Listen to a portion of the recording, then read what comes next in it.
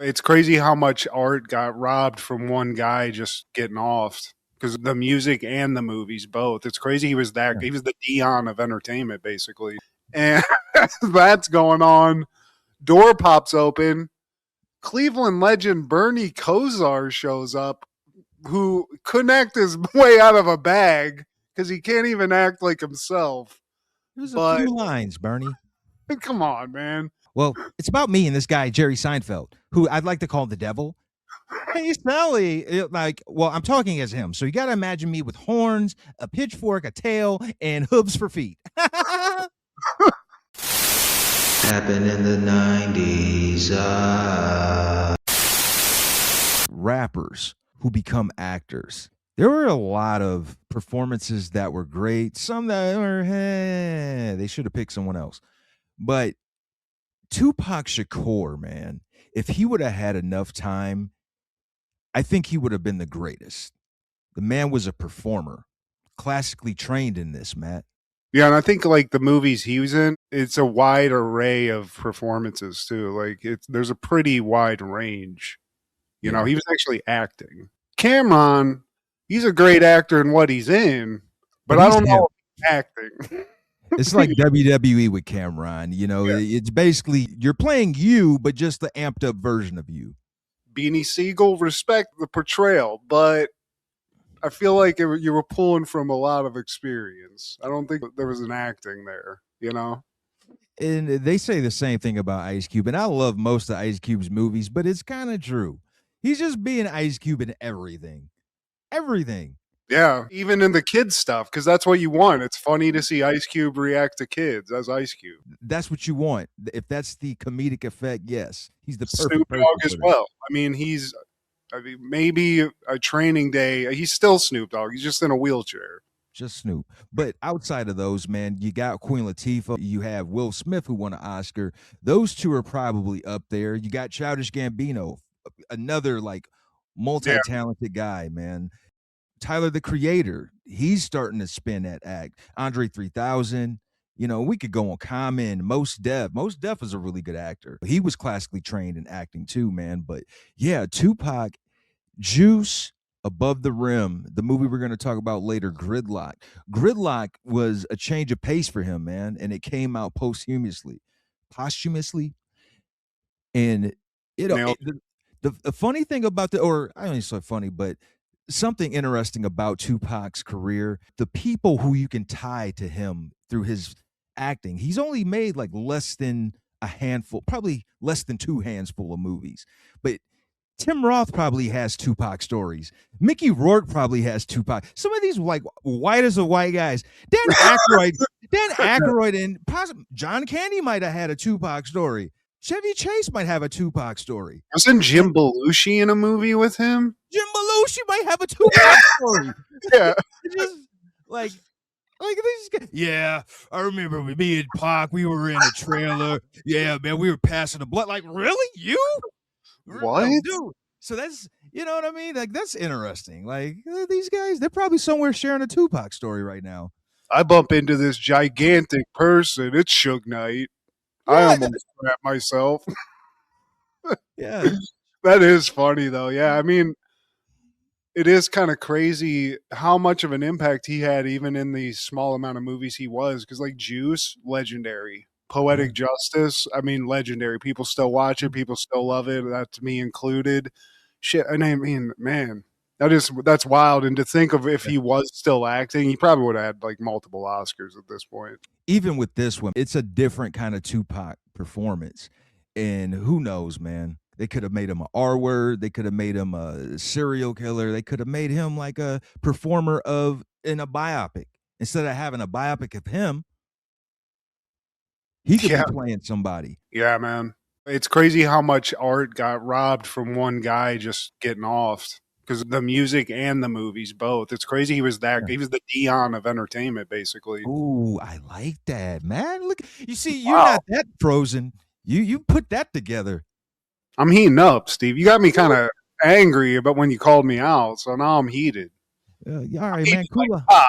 I need you to cool out in that starter jacket. Man.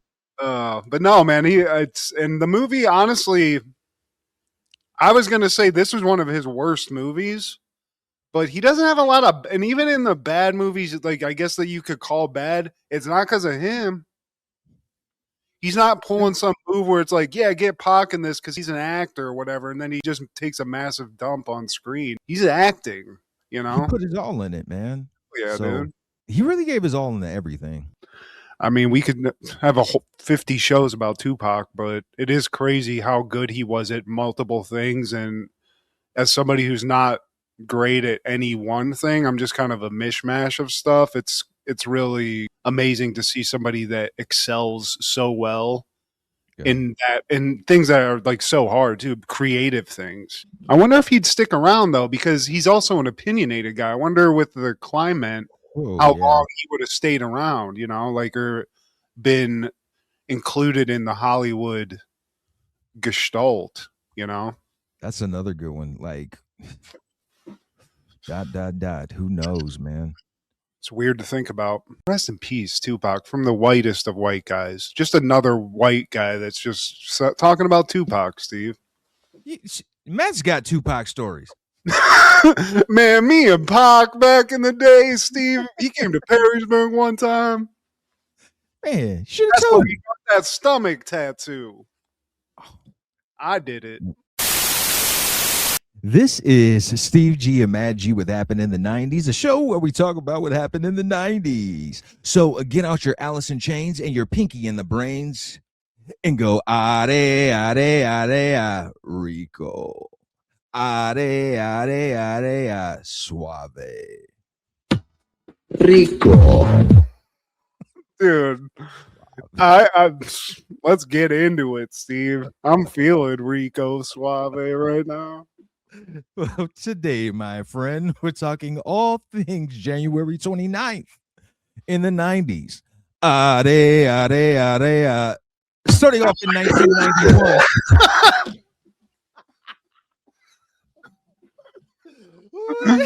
It's so good, Steve. Starting off in 1991, Gerardo releases Mo Ritmo. Oh man, this is the one we came to the party for, Matt. This is it. This is it, man. Everybody was on this shit, Steve. And I honestly, man, Rico Suave, bring it back. You could do your Alex Wright dance to this. Yeah. It's got a simple rhythm. Gerardo, man, I bet in 91 was just slamming, Steve. To this. Suave. At least the early part of the 90s. By 97, 98, you're like, oh my God, it's Gerardo again. Stop playing that stuff, man. He's coming back in town for another. Oh my God. What happened to Gerardo? Hey, remember that guy Gerardo that we partied with in 92? Apparently he's playing a county fair, so he wants us to show up. I can't believe I let him go raw on me. I had a problem after I had to go see a doctor after I hung out with Gerardo. I bet he was going raw on a lot of chicks in 91 though, because this was perfect timing for his style, for his skill set. Because this is what I didn't know about Gerardo. Not only does he do this, like, you know, I don't know what you call it, Hispanic music. He also he raps. He raps. Yeah, dude, he's got some flames that he's burning, Steve. And he sucks. His rap sucks. Like, it's bombastic. It sucks, man. It's early 90s rap. It's like if our dads try to rap, man. Like, it's really, hey, how we doing? And then how I come in.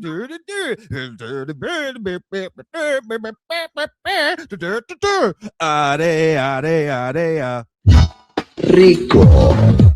That's all you need. You need to just say nonsense until you get back to Rico. That's all I care about. Honestly, that's all I care about. Like, this whole album, Matt. Just repeat it. Just keep going. Like, maybe change the beat up because there's not really that much else to listen to on this album, Steve. But I added Rico Suave to the mix. I'll be honest. I'm working out to Rico Suave now. I feel that, dog. But like, The Rico Suave part is all I came for, man. Like then he goes back to the I'm walking down the street, and then we got like, man, do Rico Suave or rap, or do the Rico Suave because you can't do both, man. You try to be the Dion of this, but you, man, pick one, man. You're not multi-talented. You look good with a jacket with nothing on under it. Stick to that. Do some sit-ups, Gerardo, because that's it. That's it, bro. And honestly, I got to think that maybe he influenced the Joey Lawrence look a little bit because Joey was kind of pulling a Gerardo-esque look. And I hate to put one thing to another, but maybe he influenced culture in that way. But Rico Suave was a movement, Steve. There was people doing coke, grinding on each other in a club, just waiting to hear Suave. It's funny that you said Joey Lawrence because Gerardo is totally somebody that Six and Blossom would sneak out to go see because Blossom got caught kissing a boy. Whoa. Yeah. But yeah, I mean, Gerardo, shout out. Is he still alive, Steve? I hate to just say that, but he's still with us making music. He put out a single last year, and actually, man, I think he might have gotten better at the game, man. He's not rapping as much. He's making sounds. In this song, I heard he's making sounds with the music. Okay, so it's more of like the skeeting, scatting type situation. And even on this album, the actual music, I'll give it props. The music is groovy, but then he starts rapping, and that's when you lost me. Take you to McDonald's. My buddy name is Ronald. Suave. Now I'm back in it. Now I'm back. That's how he got the producer. They're like, man, I don't know. Oh, yeah. We back in the mix. Yeah, Gerardo. 1993 matinee premieres. The teenage son of a Navy sailor newly. God damn it. The teenage son of a Navy sailor newly stationed in Key West gets some excitement. Shut up, Matt. With his friends. With his friends, when a small-time film producer comes to town to premiere a kitschy horror film during the Cuban Missile Crisis, directed by Joe Dante, starring John Goodman, Kathy Moriarty, Simon Fenton, Omri Kantz, Kelly Martin, and Lisa Jakub. From the guy who brought you Gremlins. You watched this, right, Steve? I got to say, a huge matinee fan, especially after rewatch. Really enjoyed it.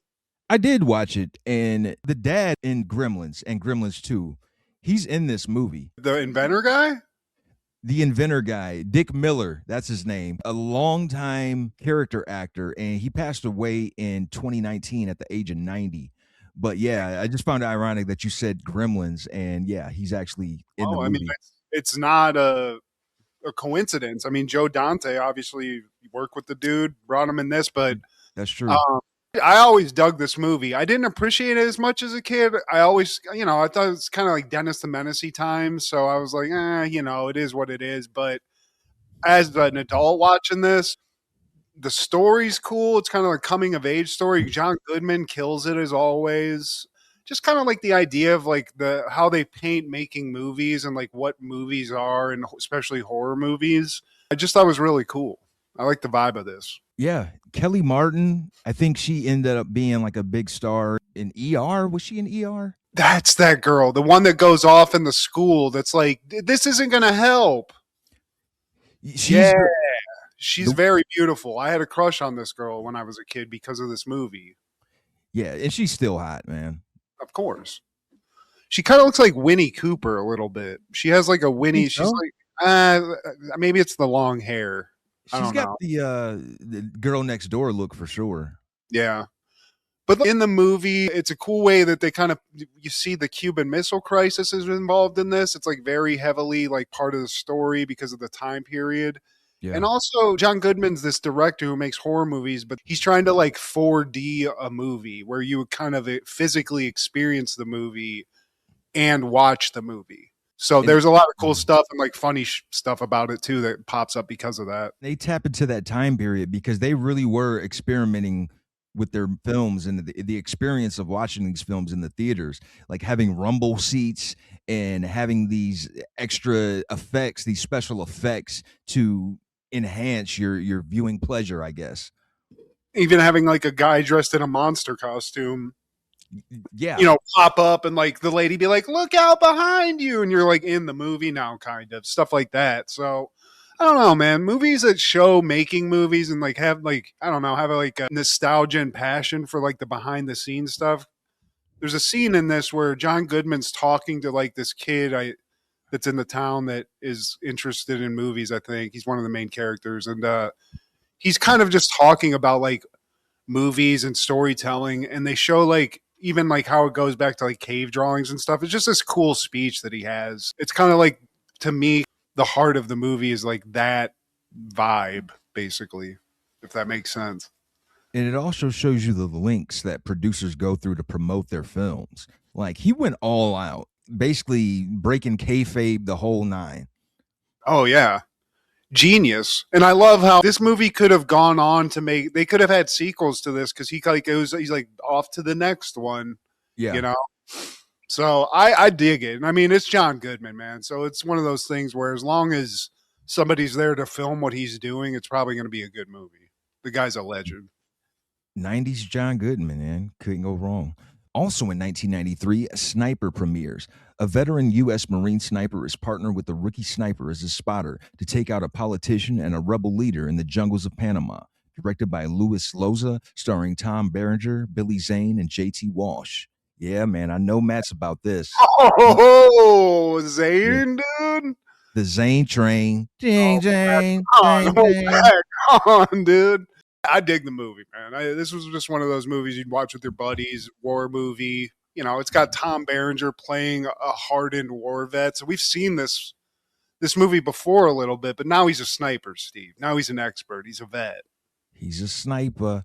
And this is my first time seeing this. I didn't know Tom Berenger could be this badass in a movie. Like, he is really kicking ass. He's laying down the law. He's putting Billy Zane in his place. Like, look, Rook, you follow me or else you're going to die. Yeah. Oh, yeah.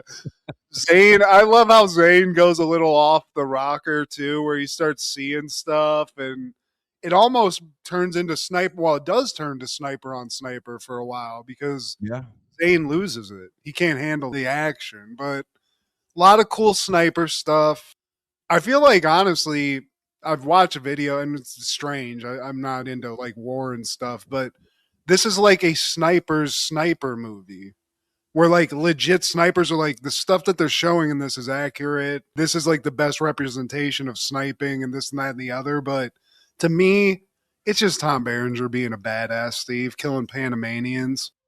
I loved it. It's crazy this is the first time you've seen it because I feel like this is the 90s, like, go to the video store, it's available all the time, and rent it movies. It was, man. And I think maybe that was why, I don't know, kind of, if I hadn't seen it by the time it hit the stores and I see it always available, like, nobody wants it. That's probably how I looked at it. Like, Apocalypse Now, I looked at Sniper as like a microcosm, a 90s microcosm of that. If you just focused on like a couple guys and they were over there fighting in the 90s. Yeah, and shout out to the very ugly white guy who's in the Panamanian gang who tortures Tom Berenger at the end. Very ugly. He's got some sort of weird, like, blonde pedo stash. Very weird. But he does something in a sniper movie that I feel is like the ultimate FU to snipers, and he rips off his sniper trigger finger, Steve. And I just thought that was a cool little thing to do as a villain, even as an ugly villain, Steve, because he's got some Clint Howard vibes. I'll say that. To me, he looked like Gigolo Jimmy Del Rey without hair. Yeah, Gigolo Jimmy Del Rey is already gross, but taking off the hair, yeah.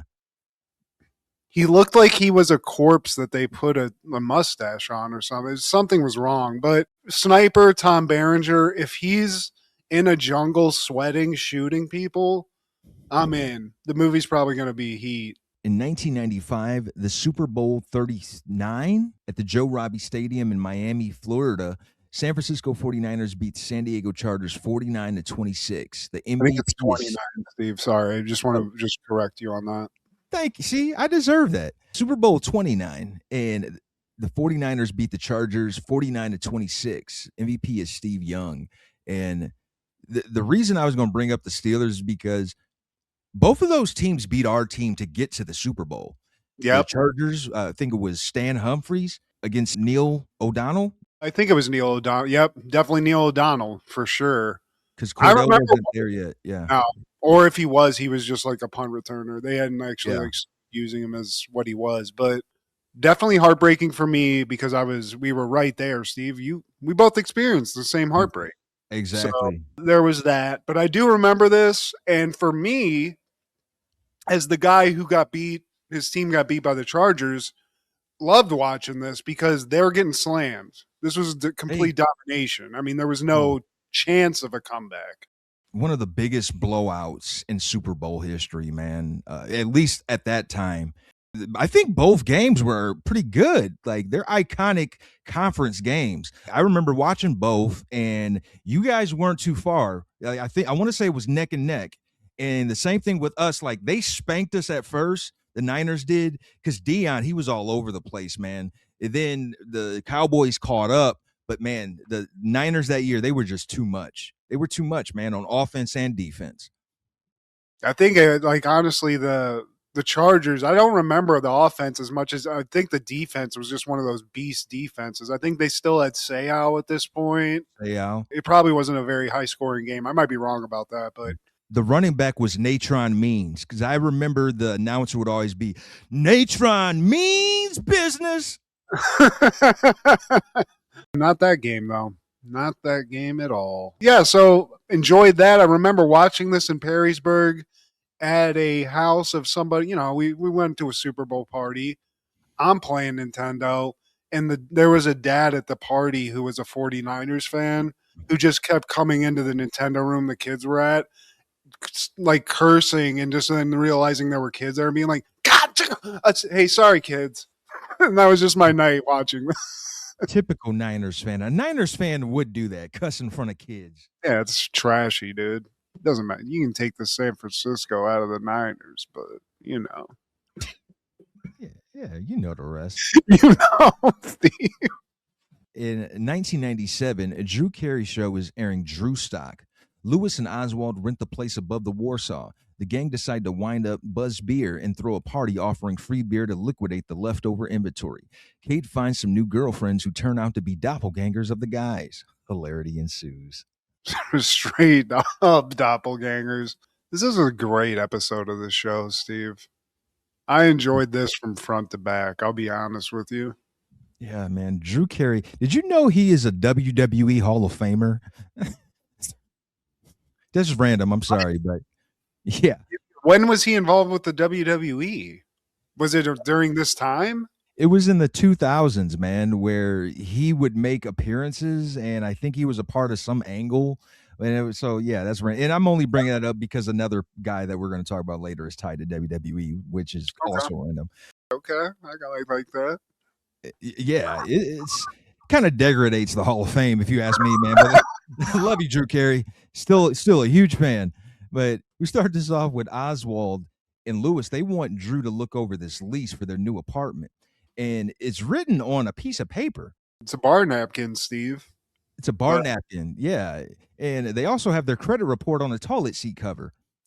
They got to fill that out. It's blank right now, but they'll fill it out. What a disaster, though. 2 alcoholics living above a bar, Steve. This is going to be dark, I feel like. I don't know. Yeah, it's a quicker way to get whores. Even in the PJs. So he's helping him out. He's the organized guy, Steve. He's got glasses. So clearly he's the one that knows the most, right? Of course. After he reviews the toilet seat cover to make sure that that's all hunky-dory, he goes on to the business of Buzz Beer. I think Kate shows up at this point too, if I'm not mistaken. In her bridesmaid dress. Yeah, she's kind of pissed off, but Drew's worried, Steve, because he's going over the numbers, and the math's not mathing up on Buzz Beer in general. It's not sustaining. So they think about raising the price to like $30. Lewis is like, look, we could sell this. We can make it the penis enlarging, cancer curing, fat reducing, guaranteed to get you into heaven beer. I'm in. Rhino XL, the beers, Steve. That's all you got to do. Put a rhino on it, say it makes your D hard. You're sold. You're going to sell out in 7-Elevens across the country. Drew's a God-fearing man. He's not willing to do that. So he says, and I love this, Drew's a true generous person. He's like, we got all this beer. We're never going to make a profit. Let's just throw a party and just get everybody cracking on this.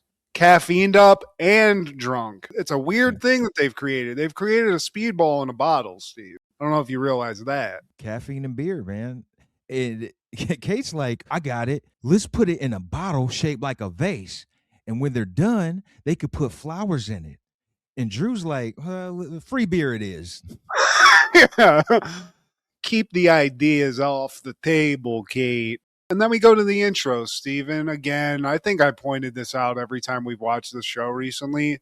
The theme song that we get at the end of this series is not the theme song that we got at the beginning, and I'm sad about that. I miss Cleveland Rocks, man. We'll get there, Matt. Why did they change the theme song so much, I wonder? That's what you do seasons. Like we do it. We change things over the seasons. It makes me sad, Steve. I want Cleveland Rocks. Here's what I will say. Respect, because they're throwing everything they can at the wall. They're trying everything. And regardless, the product's great. I'm just saying, Cleveland Rocks is just fantastic. But on to the Warsaw, Steve. We're here. We're drinking. Drew's waiting for his buddies to show up. They're running late. He gives them a call. Turns out they're right on time because they live right above the place. They got the place, Steve. They're living right above the Warsaw. And maybe they haven't had their clothes unpacked yet because they're wearing the PJs. It's pretty wild. Yeah. So they're talking, and Kate, she comes in with a lady named Jewel, and she's wearing the same glasses as Drew. So she meets Drew and the guys. Oswald says, there's something about you that seems eerily familiar. Can you take the glasses off? Can you put them back on? No, nothing. I mean, even in the Bizarro universe, Steve, it's just crazy. It's like they went to Lilith Fair and found their doppelgängers. Basically. Especially Drew's. I don't know. That's a Pat situation there. I don't understand what's happening, but they're hanging out. They're having it up. I don't either, Matt. Then Drew looks past himself as a lady and finds this hot little redhead at the bar who's just fetching, Steve. Yeah, she's checking Drew out, apparently. Jules' other friends show up, and they're doppelgangers of Lewis and Oswald. So they're all Kate's new friends now. And she's going to go out, hang out with her new female friends, because that was her gripe. She doesn't think she has at least 5 female friends, like her homegirl does, who's getting married. And now they're going to talk about girly stuff. Her and her new friends are going to shop and talk about boys and things of that nature. So they go off. Suck. How bad their mom's a bitch? Why not? Yeah. Yeah, whatever, Kate. Let's go. Yeah. And the one chick, she plays Dauber's girlfriend in Coach. Is that the okay? Obviously, because there's the other one that just talks like Ryan Stiles' character too. He's like very like chill. So is that one? Oh Yeah. wow, I don't remember that. But anyway, I mean, she's riding her way through the '90s, Steve, from Coach to the boys in Cleveland. But Drew finally connects with this hottie. He tries to throw a little sauce on her because I think she comes over and there's this. What does she say? She asked for some ketchup. Yeah, that's it. And it's for chili cheeseburgers. And Oswald and Lewis are like, ooh, Drew, is this fate? Because look at Drew. He likes a chili cheese dog or whatever, Steve. Hell yeah. And he also finds out she loves the Cavs. You like the Cavs? Who doesn't? Like, hey, Drew, go ahead. She's a Cavs fan? Yeah. Yeah. Green LeBron? Right. I guess she has her own bakery. Yeah, that's her job. Through all this, Drew's just like trying to not ruin it, not fumble the ball. But she's into it, Steve. She's throwing him some eyes. He throws the Cavs score. They like the Cavs. They like ketchup. They like chili cheeseburgers or whatever. He wants something. And luckily he has a party. I think he brings up the party, tells her about it. She's into the party. But in the whole conversation, he just never actually gets the digits or even a name, which is crazy. I mean, this woman's throwing it at you, Steve. As a fat guy, you get this kind of action? You're getting some information. I need to write this down, please. What vicinity of the city do you live in? I could 411 to your ass at least. What is a landmark? Is there a McDonald's? I don't know. What can I look for? Please let me find you, dream girl. Now we're at work. He tells Mimi, "You're not invited to the party." Yeah, sorry, Mimi. Invitation got thrown out, bitch. I love this relationship. They're 5 seconds away from killing each other at all times. This is going to end in a death. She catches him making flyers on company time, which, Mimi's going to clock that. He's got to get the word out for this party, Steve. Mimi's not concerned really because she's about to get taken out to lunch with Mr. Wick, something that she's been waiting for a while now.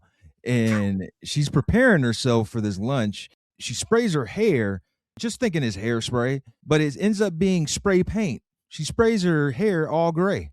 I like Drew's just looking at it. One, the creepy mask thing she has to protect her face is insane. That's weird.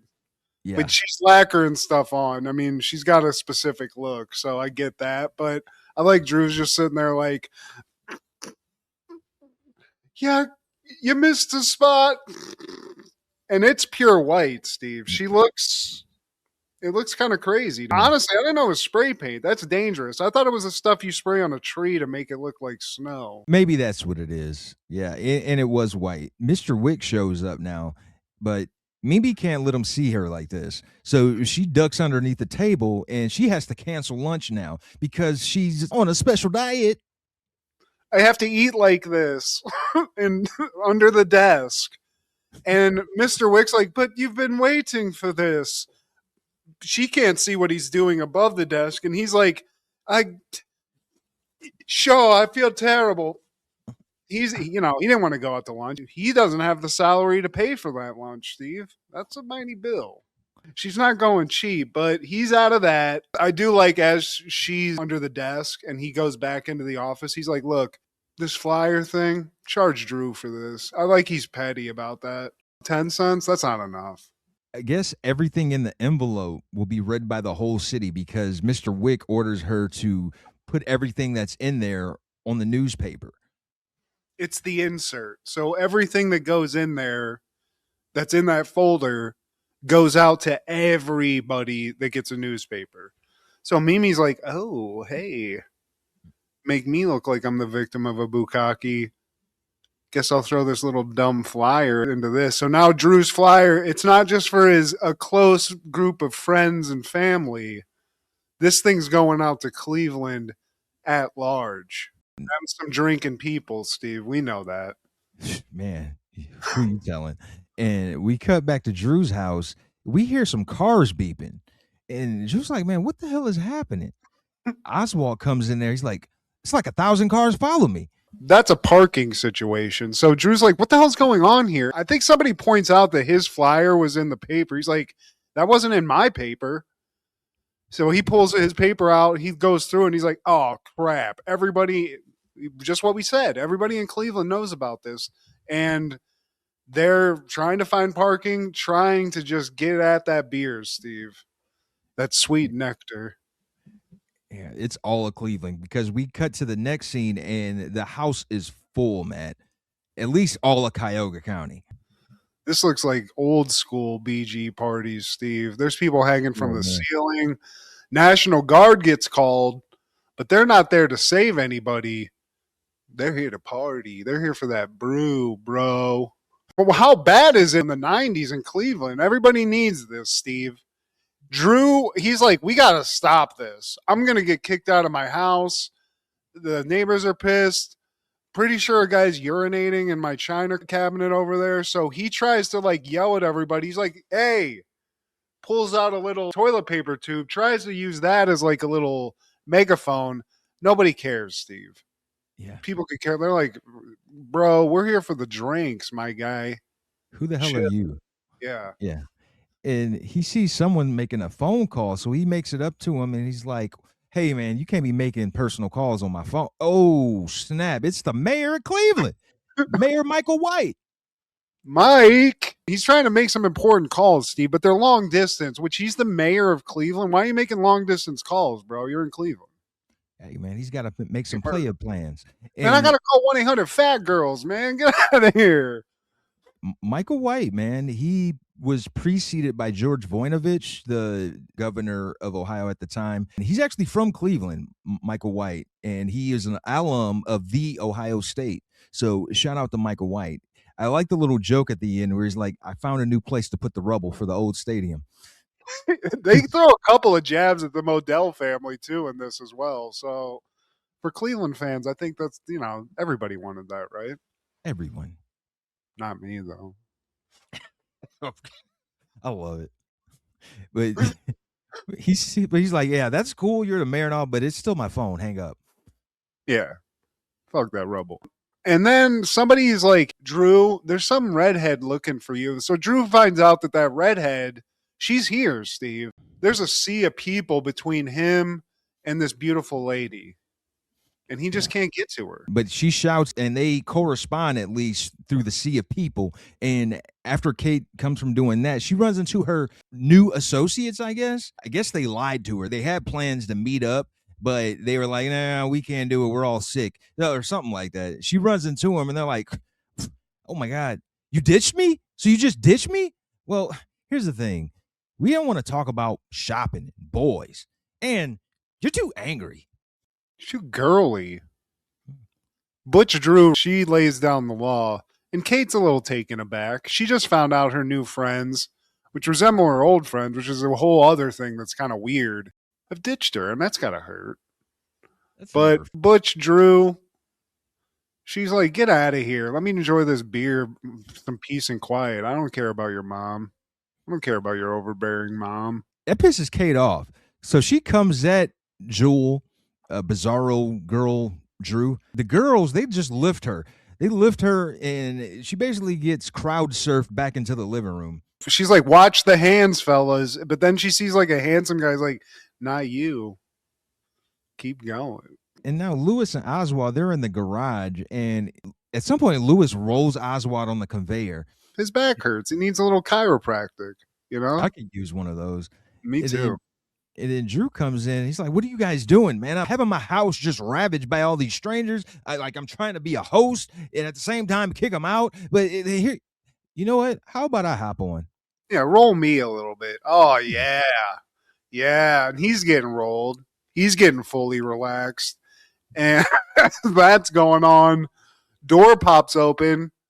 Cleveland legend Bernie Kosar shows up, who couldn't act his way out of a bag because he can't even act like himself.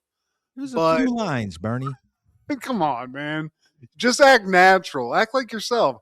I can't. But Bernie shows up, and to a Cleveland person, seeing Bernie Kosar, especially at this time, like seeing Jesus Christ. For real. And they're as amazed as they would if JC showed up. Hey, you're Bernie Kosar. Hey, you're the guy with the crew cut and the glasses. A redhead wanted me to tell you thanks.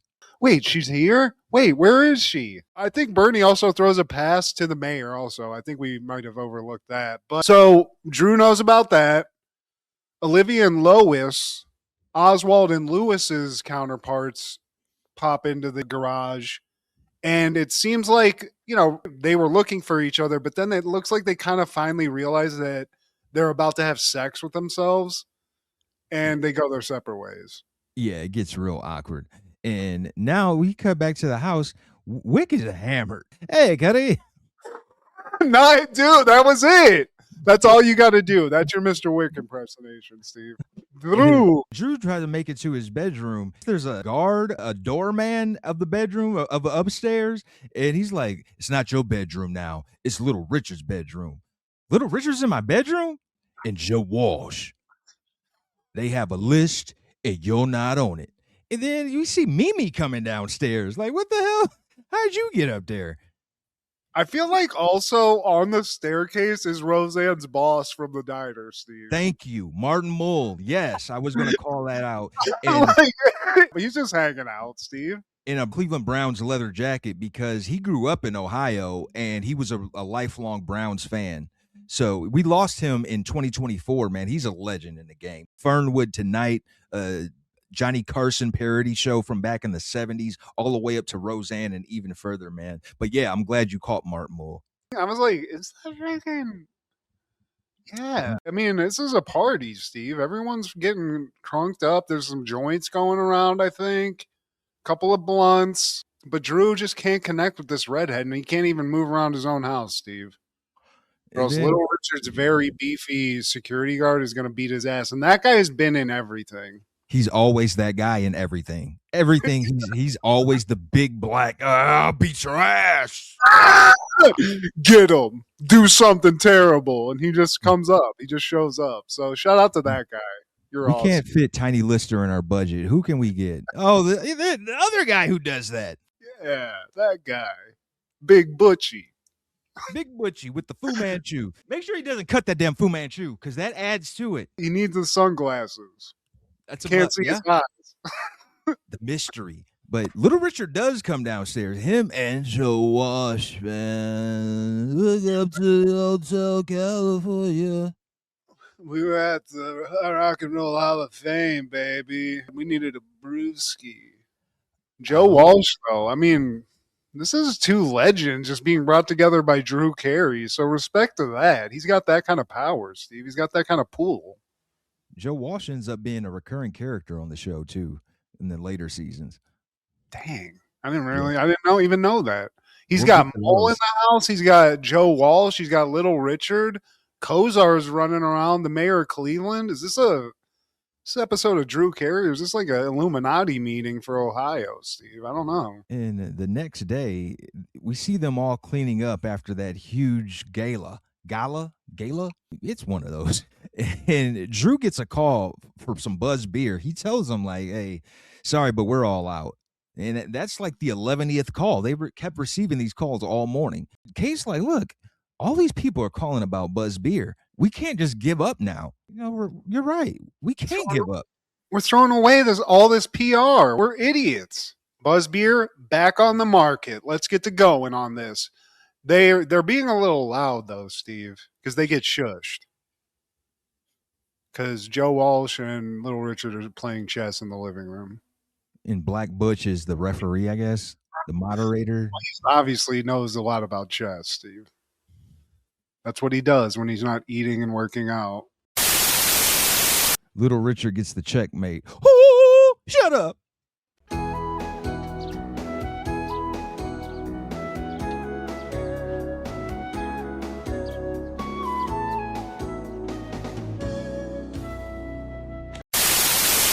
And on that same day in 97, another stand-up comedian, Seinfeld, is airing season 9, episode 13, the cartoon. Sally Weaver makes fun of Jerry. George's new girlfriend looks just like Jerry. Kramer takes a vow of silence, and Elaine gets a job drawing cartoons for the New Yorker. Hilarity ensues. Wild. So we had girls who look like guys, and now a girl who looks like a guy. And the last look we get of that girl looking like a guy is insane. So we'll get to that. We're walking down the street, and Jerry's walking with Kramer, but he sees, like, down the street a familiar face. One Sally Weaver, who is this woman, Steve? What's her name? Kathy Griffin. That's it. Cameo by Kathy Griffin. Playing basically herself, let's be honest with you. Pretty much. He's like, oh, for Christ's sake.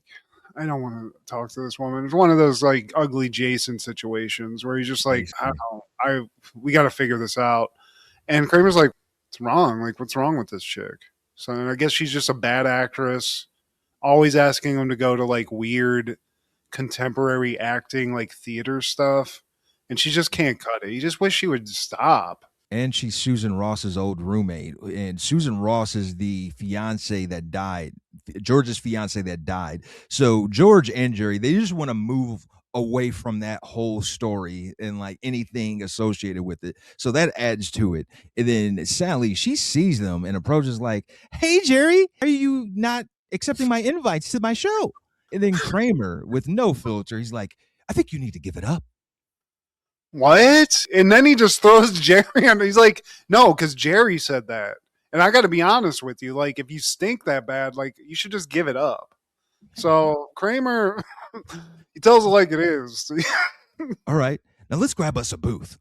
And then he walks off, and it's just Jerry and Sally being awkward. Like, oh, so Susan's dead.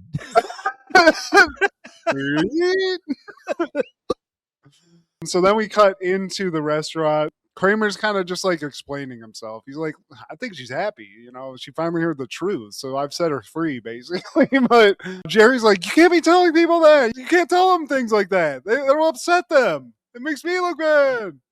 What the hell? Well, I guess I don't need to be here. I'll just grab a bite at your place. Yeah, dude. This guy's a nightmare, dude. Elaine, she's got this New Yorker cartoon, and she's like, you're a comedian. Do you understand this? I don't get this.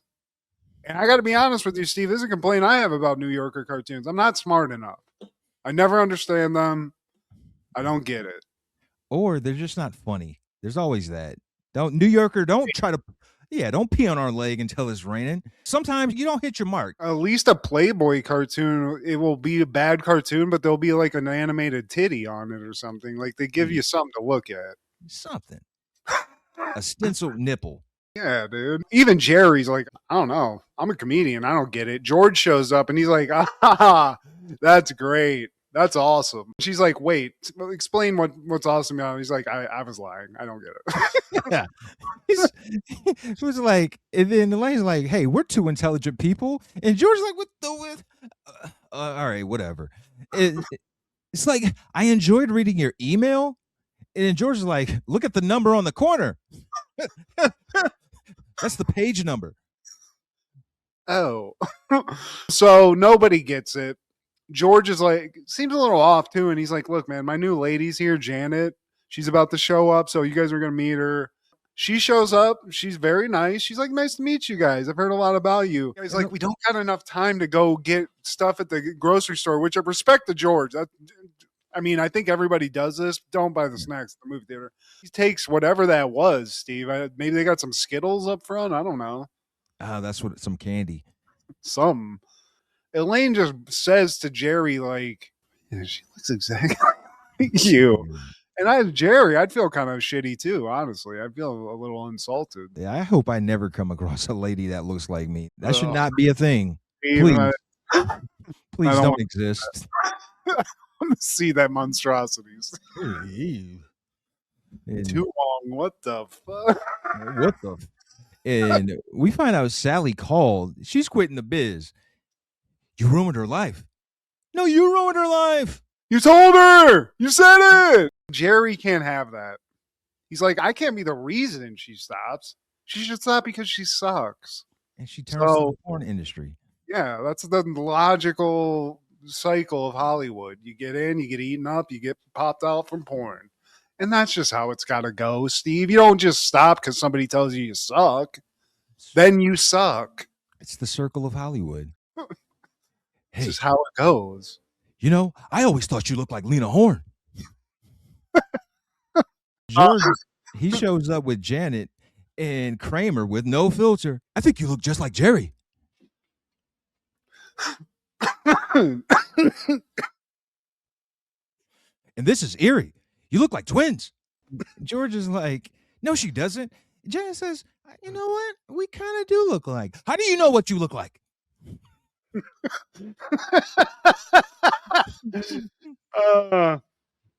I love Kramer just immediately telling a woman she looks like a man. That's tough. But Jerry's like, dude, you need to keep your mouth shut. Stop it. You're going to get us killed at some point. And that's just a time bomb waiting to go off in and of itself. So that happens. We cut to the restaurant. And Jerry's actually having a meeting with Sally. Feels terrible. And he's, kind of fluffing her up a bit. And he's like, look, you can't quit.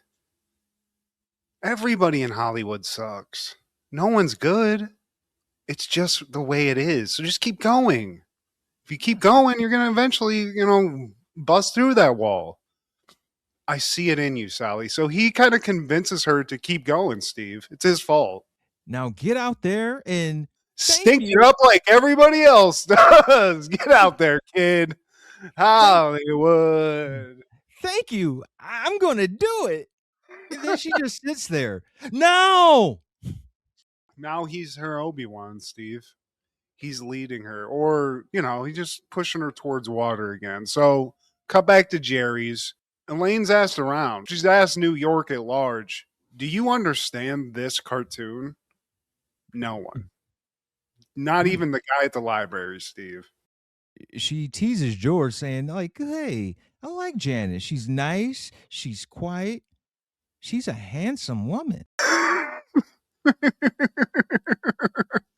So she just drops that bomb and just leaves. So now George is like, he's just thinking about it. Tensions are rising in the apartment, Steve. It's getting a little bit weird. And it's making it so it's just kind of awkward between George and Jerry now. They just can't be alone together. George's like, Elaine, right?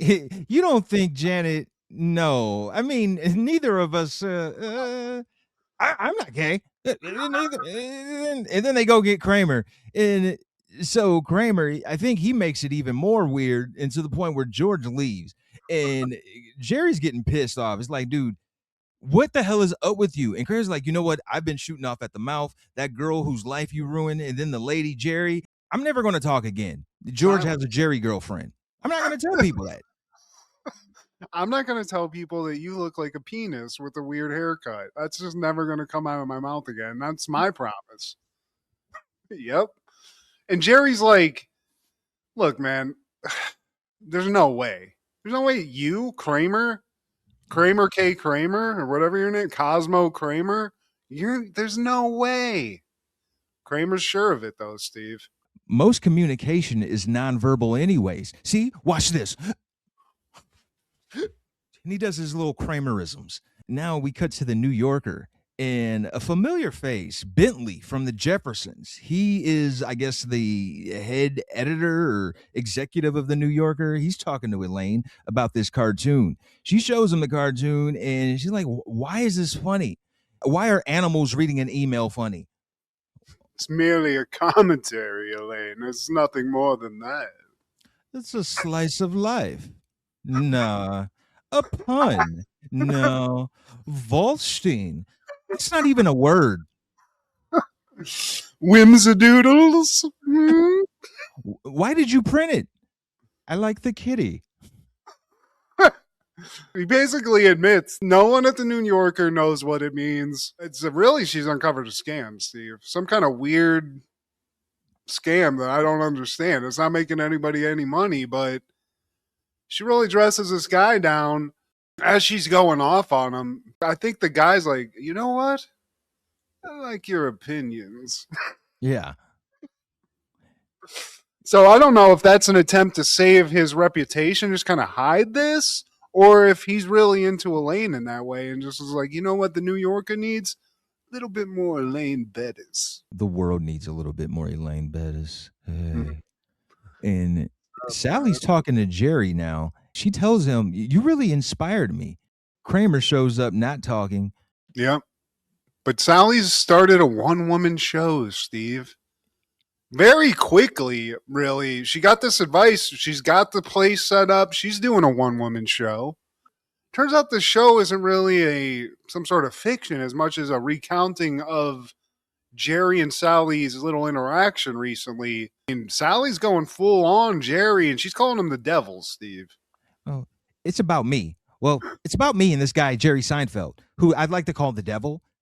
Hey, Sally. I'm talking as him. So you got to imagine me with horns, a pitchfork, a tail, and hooves for feet. Kramer's stricken to a vow of silence, Steve, but once Sally really starts getting personal with it, he can't even help himself. He starts laughing. He's snickering. You can hear it. Sold out for 3 weeks. I mean, I'd go see this, Steve. Jerry Seinfeld's the devil? Yeah. Put me on that Broadway show immediately. Give me that playbill, Steve. That's all the theater terminology I know. Take me to intermission, Steve. That's it. That's really it. Elaine's she's with the New Yorker. Jerry's like, but you don't know how to draw. Oh yeah, your sad horses, or the sun with the smiley face, or how about the house with the smoke coming out the chimney? How about that one on the What corner about of the that paper? clear cube? Yeah, Everything that I used to draw as a kid, that's messed up, Jerry. That's yeah. messed up. Only thing it was missing was Ninja Turtles. Yeah. And Razor Ramon. I could definitely draw that Razor Ramon hair back in the day. But that's all it takes, Steve. Some good opinions, one idea for a cartoon, you're hired. That's all it takes. And you have to be in New York, apparently. Jerry's talking to Sally again, and she asks, "Do you hate me, Jerry?" It's like, "Do you have to keep saying that I'm the devil?" But that's the title. I workshopped some other stuff, but that was a snooze fest. And then Newman shows up, and he wants an autograph. He's been to the show 6 times. It's nice to see somebody making something about something that matters. And I love the little dig because he's like, it's good to see a show about something. She was on the rocks. She was a little like off her game, and now she's fully like Hollywood scum, where she's like, well, I guess I'll tinker with the language and see what I can do. Yeah. It's like, shut up, Sally. That's how it goes, man. That's how it goes. But now we're at George's, and he's watching his new girl, Janet, Femme Jerry, as some call her, putting on some makeup, Steve. He's talking to himself, and he's like, doesn't look like Jerry. You're all wrong. She's beautiful. Look at her. So what if she looks like Jerry? I mean, I don't know, but like she's my best friend, like, and because she looks like her, like, so it basically it's fun because I can just have sex with her, and maybe that is the case. Maybe Do I want to have sex with my best friend? And then he's like, all right, fuck, I don't want to think about that. And then it doesn't help anything because Janet's doing her makeup. She snaps him out of it. And she's like, you know what? I actually kind of do look like that Jerry guy.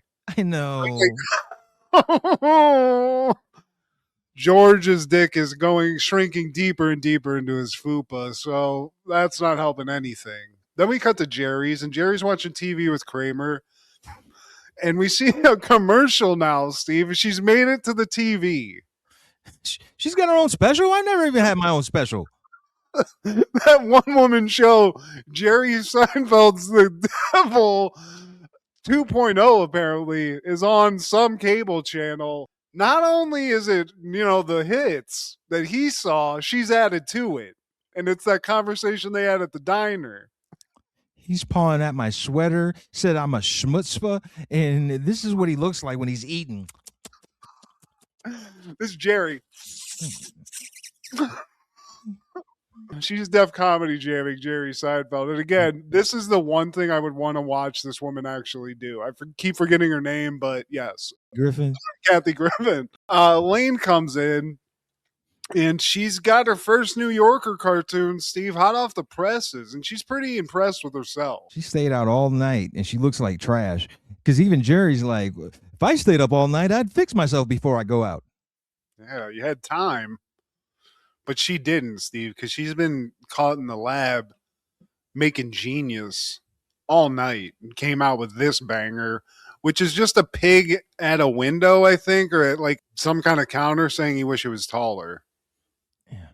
And it's not hitting the way that other one did. What if it said, I can't find my receipt. My place is a sty. Why must you always be so jokey? I'm a comedian. But regardless of the quality, it turns out that's coming out next week. That's it. It's locked in. Kramer had a note, though, that the pig should say, my wife's a slut, which I agree. I think he wrote it on a piece of paper. That's the most funniest thing Kramer ever did. But Jerry, he's not even thinking about the cartoon. Shout out to Elaine. She's trying to get her comeuppance in the comedy world, but he's still stuck on the Sally thing. He's never gotten a special. She's got a special. It's all about how bad he is. So he calls Sally up. He doesn't get her. He decides to leave a very opinionated voice message for her and just really kind of lay down the law a little bit, which is a mistake, but. Because we cut to Sally, and she's doing her one-woman show again, and she's playing that recording on a phone that's looking like a Jerry Devil phone. And everyone is cracking up. Jerry finds that out by watching her on TV, and he's like, "What the boy?" This Jerry, she's just going crazy on him, Steve. I got 2 words for you, Jerry Seinfeld. Fuck you. He's like, how is she able to cuss on cable TV? She got in an F-bomb! So now we cut to Elaine's office, and she's showing off this cartoon to, basically anybody that'll see it. And she's talking to, like, what I'm assuming is some kind of young intern or some guy that works at the office, and he's like, she's like, isn't this awesome? And he doesn't say no, but he's like, all right. What? Jay Peterman loves it, though. He sees it. He starts laughing. He's like, this is great. And that Jay Peterman voice. Ah, hey. And then her coworker just walks away. You shouldn't make fun of pigs. And Peterman comes back, though. He's like, I recognize this. It's a Ziggy cartoon.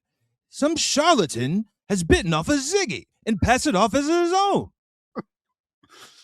Oh, Ziggy. That's real intelligent commentary, Steve. And I think we all know that. Then we cut to George, dinner, Janet, no romance. And George is just trying to talk about anything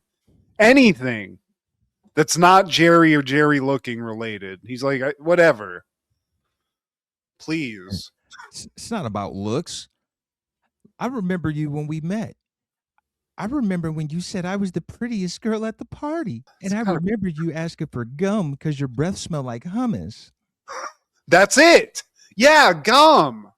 That's the thing. It's not you looking like Jerry and me when you have sex with Jerry. Because that would be weird. We both like gum.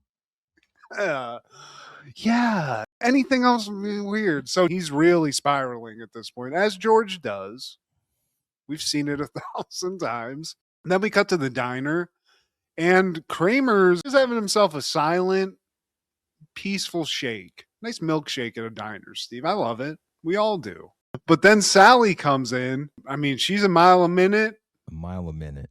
And Kramer, that silence valve's getting real tested because she won't stop. Jerry this. Freaking blah, blah, blah, blah, blah. I'm Kathy Griffin. Blah, blah, blah, blah, blah. He can't handle it, Steve. What happens? You got to shut up. I haven't spoken in days. He's an honest man, I guess. But then there's the racist stuff. So we got to just overlook that part of it. But George, it's still weird. Janet's getting ready for bed. She got gum in her hair. She's talking to George off camera, off screen. He's just kind of deliberating, just going through everything that's been happening up to this point. And eventually she comes out. She's got the same Jerry do. She had to cut her hair, Steve. There was apparently a lot of gum that got stuck in there. She's got the Jerry Supercuts package, Steve. It's right on. And it's alarming at this point. It seems like if he were to have sex with her, that he's asked for her to look like Jerry, almost. It's weird. And George just runs out. We cut back to Elaine and Jerry. Jerry is surprised that Elaine even knows about Ziggy. Like, how do you know about Ziggy? She's like, it must have seeped through my subconscious. Putty has Ziggy bed sheets. That's great. And I like that Ziggy even threw her a jab in their cartoon saying that the New Yorker was ripping them off. So the Ziggy team threw a nice subtle, well, it wasn't even subtle, right across the face, Steve. This is beef in the cartoon world. Wow. We cut back to Sally's cable show, and Jerry broke off all contact with the lady. So now he's like, man, I'm in the clear. I'll never have to hear my name come out of her mouth. Now Sally, she's like, well, back to Jerry. He makes all of his best friends date people who look like him. What the hell?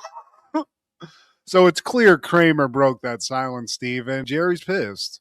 And rightfully so. I mean, there's a lot going on here. Friendships are getting tested. Sally's going nuclear on him.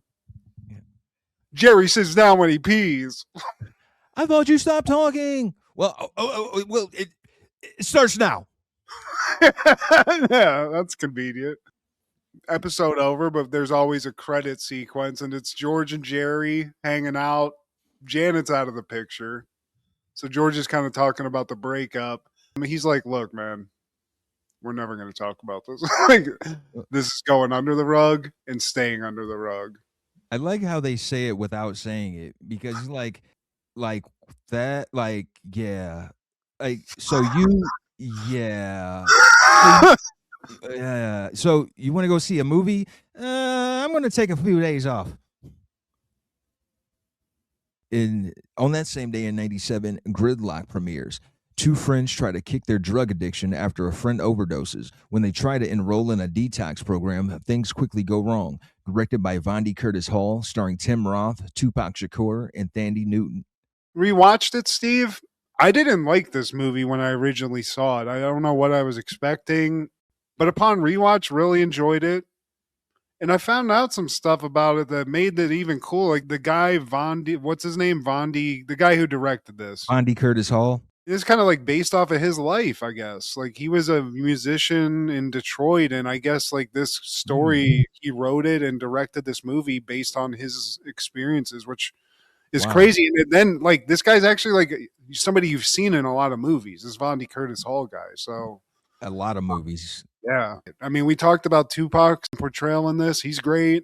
Tim Roth, I mean, he's never not good. He's great in everything. There was a lot of movies about people doing junk in the 90s, Steve. This Train Spotting stuff, Spotting. Heroin was in. This is a heroin movie, Steve. It got Nirvana a lot of hits, but I did not know that about Vondi Curtis Hall, but I read some facts on it, and they said that his wife and his baby at the time, they were in this movie. Tupac playing a junkie, that was just never on my bingo card ever as a Tupac fan growing up. And again, man, and speaking of 6 Degrees of Separation, Bokeem Woodbine is in this movie, and he's another one of those guys that just still to this day, he pops up in a lot of various things. He's good in this too. I mean, he's a good intense drug dealer in a lot of stuff, or like criminal. And yeah, he's good in this. Thandie Newton, he's very famous, very beautiful. I forgot she was in this. They're musicians, like Tim Roth, Tupac.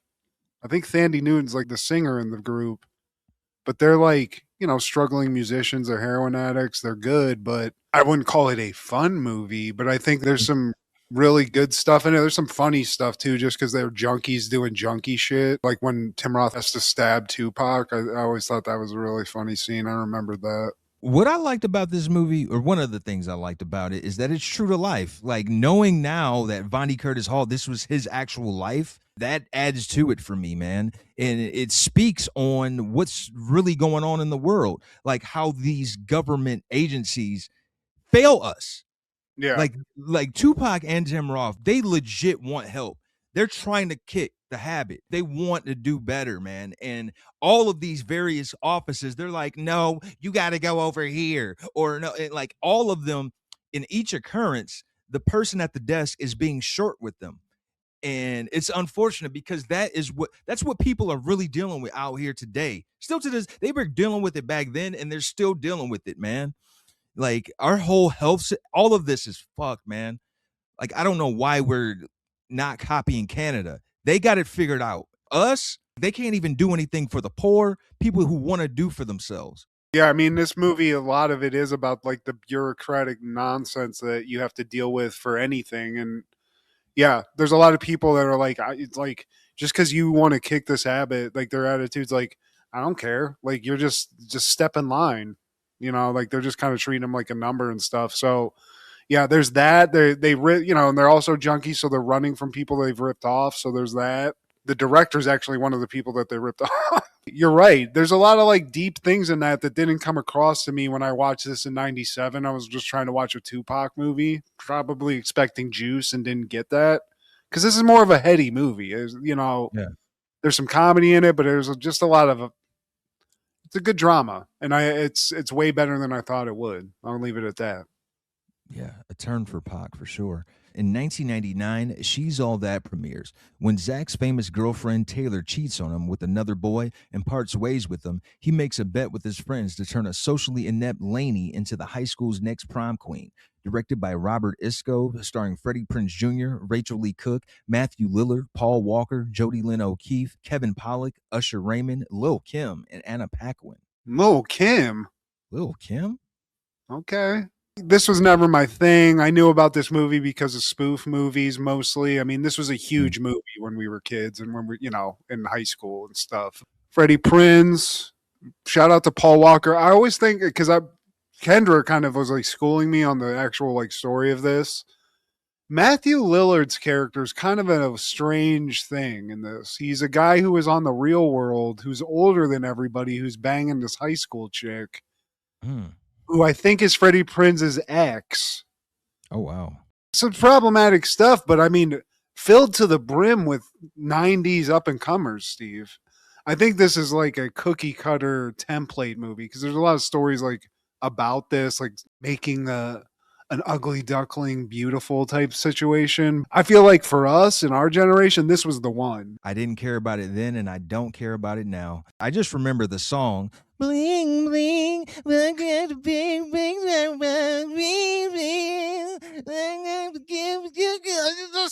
is so good. Shut the fuck up, bitch. I am watching this shit. Oh my God.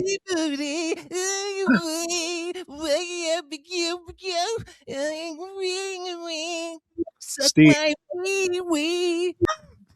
Steve, that's not Rico.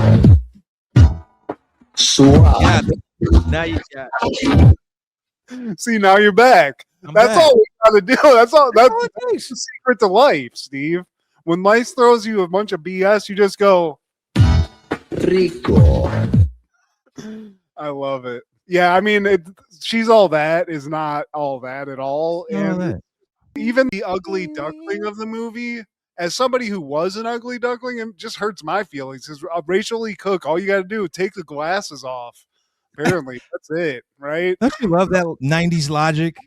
Like, we can see that's a hot jig in those glasses. Keep them glasses on. I don't give a damn. Yeah, just put a potato sack on her because that's what high school chicks wear around, smocks and whatever.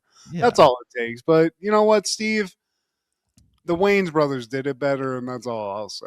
In bringing it full circle, the WWE thing. So did you know Freddie Prinze Jr. was a writer for WWE? I actually did know that just because of podcasts and stuff. Freddie Prinze Jr. ended up being a guy who's way cooler than I ever thought he was when I was a kid. Stand-up guy, too. He's not like a piece of shit. There's a lot of dudes in the 90s where he seems like a pretty decent person. And the fact that he was involved in wrestling heavily, I mean, you got to give the guy some kudos, Steve. Well, even more so because do you know how he left or why he left WWE? Stephanie just couldn't take not having him physically. Well, it was a comment made by Stone Cold Steve Austin, man. So like they brought back that series Tough Enough and he was the judge. So one of the contestants was a mom. She was an older, like middle-aged mom, and she wanted to do this for her kids. She did this for her children. And Steve Austin was like, that's bullshit.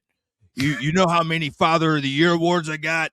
Puts up a 0. And Freddie Prinze, he saw this and he was like, man, you know what? At that point, I got to quit, man. I want to be Father of the Year. I have children. And so he told Stephanie that, and she was like, she was disappointed because she really had plans for him. Like she's like, we were going to give you SmackDown to be the head writer. And he's like, that's great. But I just can't do it. After that. Yeah. So shout out to Freddie Prinze Jr. Still love you, Stone Cold, but man, you can be a little too cold. What? Yeah. What'd you say, Freddie Prinze? What?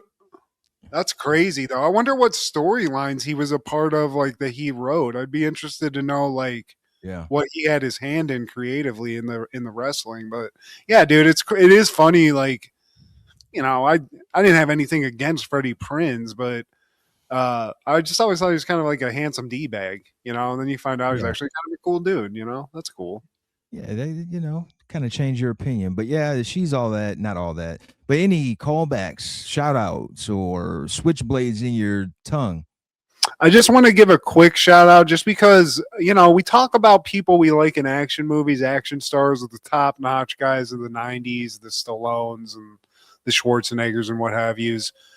Let's throw Tom Berenger in the mix, Steve. This he's tough as nails. He'll substitute your ass and choke you out. So let's not give this guy short shrift. Just a shout out, Tommy B. Love you in a war movie. Steve's hating. Don't listen to him. I mean, because you're comparing him to people who have a catalog of action movies. All I know about is Substitute in this. Steve, go back, man. Go Correct back. me if I'm wrong, man. Platoon, Steve. Freaking Platoon. He goes off the handle. That's true. See, correct me if I'm wrong, Matt. Man, that's not very. Rico. I'm back, Steve. That's it. How about you, Steve? Again, man, Seinfeld is airing The Suicide in 92, and this is the beginning of them going into their supremacy in the sitcom world, man. The Suicide is basically Jerry's neighbor. He commits suicide by overdosing. He tries to overdose on pills. So while he's on his deathbed, Jerry visits him, and the guy's girlfriend is there, and he knew that she was making passes at him. And now that he's on his deathbed, they're basically sitting on the man's deathbed, and they start making out. Like they come together. Yeah, and Jerry gets weirded out. Like, you sure this is the right arena? She's like, why not? And she's just so into Jerry. I guess that was her thing. But Family Matters in 93 is airing A Thought in the Dark, and this is the debut of Myra Monkhouse Bunkhouse. Boutros Monkhouse. This is her first episode, and I kind of wanted to cover this, but man, that Jerry episode, damn, I couldn't pass that up. Jerry. And Sabrina is airing Mrs. Kraft, and I also want to mention Martin Mull again, because Martin Mull, he has a recurring role as Sabrina's teacher, and he ends up getting it in with one of her aunts, and basically like cheating on his wife with one of Sabrina's aunts. And then Jerry Springer gets involved, and I kind of want to cover that because of those things. Yeah, that's legendary, but I'll just check that out myself, Steve. Yeah, Mr. or Mrs. Kraft. Maul got one of the witches, Steve? Right after he played Leon on Roseanne's Diner. Yeah. Hell yeah. Well, Martin But Mull. please like, share, subscribe, and comment. Please tell your sister to Are, Rico. Are. Suave. Check out Food Show Fanatics as well as Crushgasm every Wednesday with Kendra G, our guy Clark the Shark on the podcast, and Wrestling with Ron Zillow on TikTok. This is Steve G and Matt G with Happened in the 90s. Matt was the fat kid, Steve was the flat kid. Life wasn't always great, but you know what was? The 90s. Happened in the 90s. Yeah! Rico. Suave.